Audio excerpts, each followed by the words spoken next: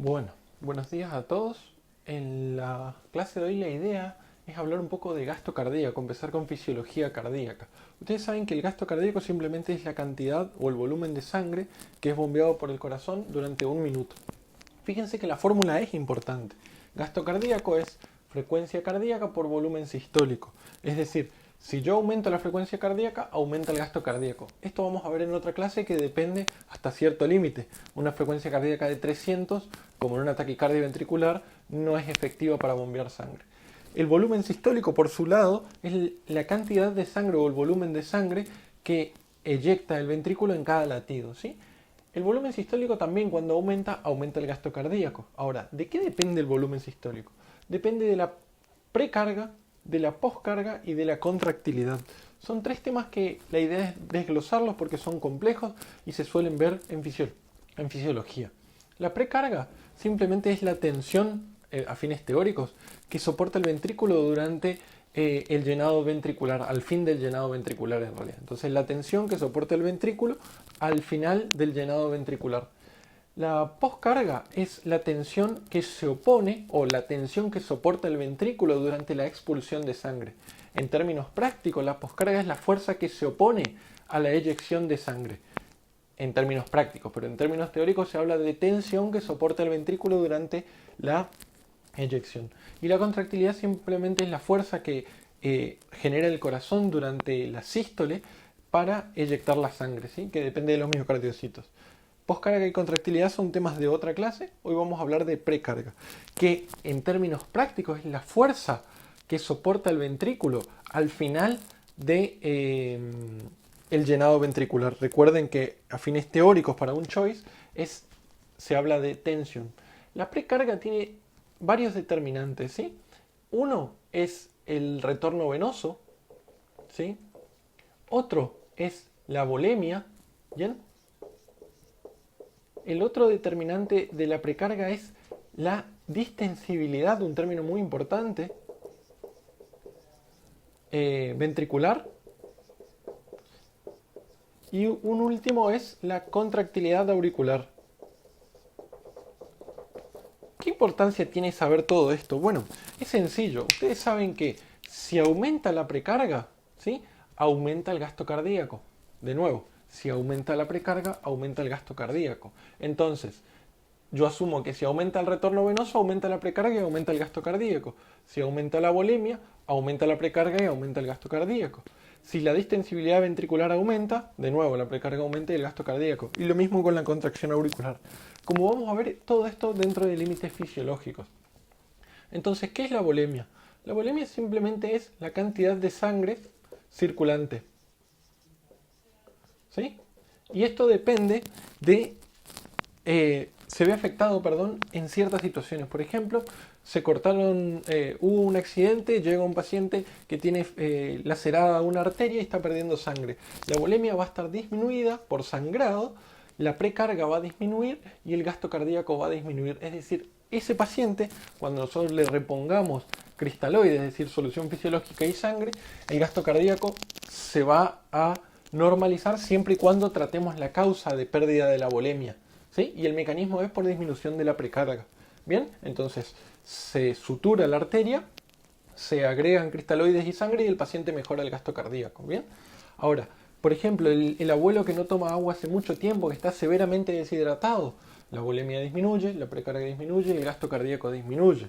Bien, hay situaciones en las cuales la volemia aumenta tanto, ¿sí?, que es patológico. ¿Se les ocurre alguna?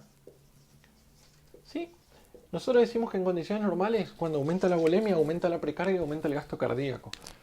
Esto dentro de condiciones normales y por lo que se llama ley de Frank y Starling.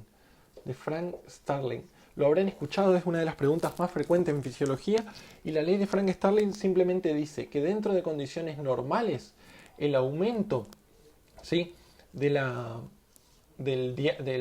largo de los sarcómeros hace que se contraiga mejor el corazón. Y esto es porque si yo aumento el largo de los sarcómeros, las miocinas coaptan mejor con las actinas y esto genera la contracción. ¿Se acuerdan? Esto es actina, esto es miocina. mientras más cabezas de miosina contacten con la actina, más fuerte va a ser la contracción. Y esto se da cuando el sarcómero mide entre 1,8 a 2,2 micras. ¿Sí? Pero si yo distiendo tanto el corazón que supero las 2,2 micras, las cabezas de miosina se van a separar tanto de las cabezas de las actinas, que no van a coaptar. Entonces la contracción va a disminuir. Entonces, la ley de Frank-Starling dice que mientras más se distiende el corazón, más fuerte se va a contraer dentro de límites fisiológicos. ¿Por qué? Porque cuando pasa los 2,2 micras, las cabezas de miosina no tocan a la actina y no se puede producir la contracción. Y esto ocurre patológicamente en la insuficiencia cardíaca. Entonces, fíjense, la insuficiencia cardíaca es un síndrome clínico donde el corazón no puede eyectar la cantidad de sangre necesaria o lo hace a expensas del aumento de las presiones. ¿Y qué pasa? Hay tanta volemia que ahora el corazón está tan dilatado que una de las formas de compensar el aumento de la volemia, que es la ley de Frank-Starling, empieza a fallar. Entonces ese paciente se torna crónicamente insuficiente, entre otros mecanismos, ¿sí? Les invito a mirar la clase de insuficiencia cardíaca. Pero acá ven como un aumento de la volemia habitualmente mejora la precarga, pero no siempre. Cuando supera la ley de Frank-Starling, la empeora. ¿Bien?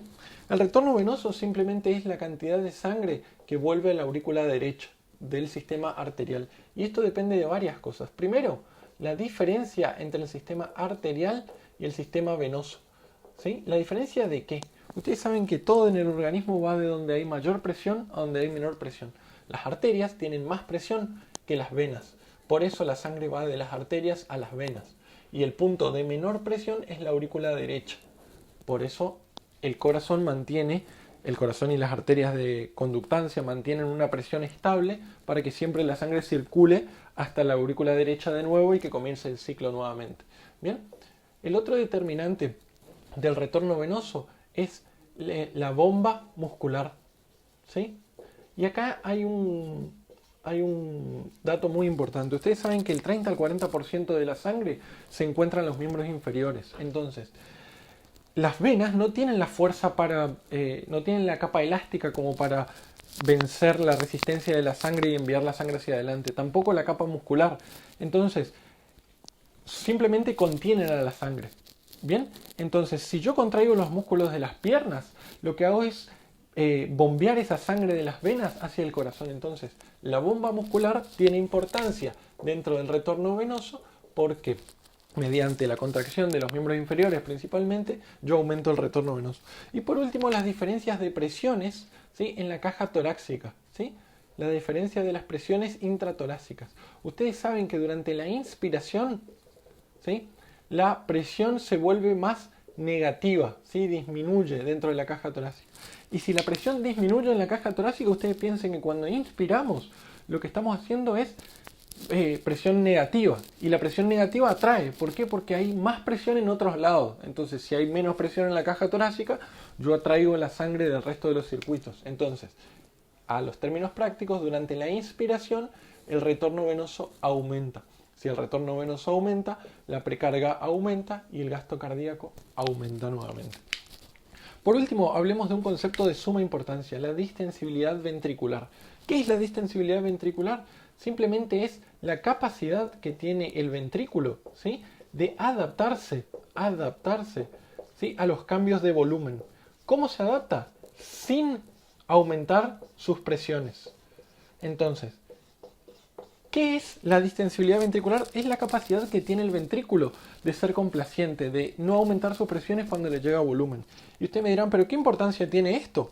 Fíjense, si tenemos un ventrículo y tenemos una aurícula, ustedes saben que en la diástole, cuando el corazón está relajado, cuando el ventrículo está relajado, la sangre viene de la aurícula hacia el ventrículo. ¿Por qué? Porque hay mayor presión acá que en los ventrículos que no tienen sangre. Entonces, la misma fuerza de la sangre hace pasar la sangre de la aurícula al ventrículo, ¿sí? Ahora, ¿qué pasa si ese ventrículo enseguida aumenta mucho sus presiones? Simplemente la sangre no va a poder fluir de la aurícula hacia los ventrículos y el llenado ventricular va a disminuir. ¿Por qué? Porque enseguida aumentan las presiones acá. ¿Y qué pasa si aumentan las presiones en los ventrículos enseguida? Bueno, se invierten las presiones y la válvula aurículo-ventricular se cierra. Entonces, de nuevo, un corazón tiene que ser distensible para permitir el llenado ventricular.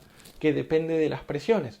Si tiene menor presión el ventrículo, obviamente que yo voy a poder meter más sangre. Cuando enseguida aumenta la cantidad de presión en el ventrículo, la aurícula no puede seguir enviando sangre. Entonces, un corazón tiene que ser distensible para permitir el correcto llenado ventricular. Mientras más distensible dentro de los límites fisiológicos, más precarga y más gasto cardíaco. Bien, acá les dejo un concepto muy importante. Distensibilidad no es lo mismo que relajación ventricular. La distensibilidad es una propiedad, una capacidad que tiene el ventrículo que es pasiva, no ocupa ATP. En cambio, la relajación ventricular es un proceso activo y es una de las 5 propiedades del corazón. Y tiene que ver con la retirada de calcio de la cabeza de las actinas, y de las cabezas de las miocinas. El calcio tiene que salir de acá y volver al retículo sarcoplasmático, ¿sí? ¿Cómo lo hace? El retículo sarcoplasmático tiene unos canales que son unos canales de calcio dependiente de ATP, que lo que hacen es sacar todo el calcio que está en el citosol, que está en la actina, permitiendo la contracción, y enviarlo al retículo sarcoplasmático. Entonces, si yo utilizo ATP para sacar el calcio del citosol y permitir la relajación, es un proceso activo. Entonces, ¿cuándo la distensibilidad miocárdica está alterada? En procesos de isquemia. Fíjense, uno piensa, cuando el corazón se infarta, lo primero que se altera es la contractilidad porque mueren miocardiocitos, pero no es tan cierto. En la isquemia, lo primero que ocurre es la falta de ATP en las bombas que sacan el calcio, en las bombas sodio y potasio. Entonces, lo primero que se afecta es la relajación ventricular. Concepto súper importante para cuando vean patología o clínica médica. ¿Qué se altera primero en el infarto o en la isquemia? La relajación ventricular. Hay falla diastólica que precede a la falla sistólica. Entonces, un paciente puede llegar y tener una buena función cardíaca y puede estar en insuficiencia cardíaca igual. ¿Por qué? Por falla diastólica, por ausencia o por disminución del ATP que permite la retirada del calcio para la relajación ventricular. Por último, hablemos de la contracción auricular, que aporta el 15 al 20% de la precarga, o sea, del volumen de fin de diástole, ¿sí? Y lo hace mediante el aumento. Ustedes saben que cuando al final de la diástole, cuando el corazón ya está prácticamente lleno de sangre, vence las presiones de la aurícula. Entonces no puedo meter más sangre porque hay más presión en el ventrículo que en la aurícula.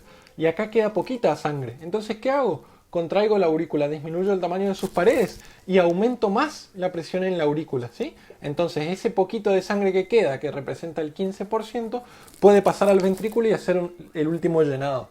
¿Cuándo tiene importancia principal esto? Cuando el corazón es poco distensible. Supongamos que es hipertrófico, muy hipertrófico, que es ancho, y apenas entra un poquito de sangre, esto aumenta mucho sus presiones y cierra la válvula, ¿sí? ¿Cómo puedo hacer para meter más sangre? Aumentando las presiones en la aurícula. ¿Cómo es esto? Mediante la patada auricular, que ahora aporta más del 15 al 20% en este corazón.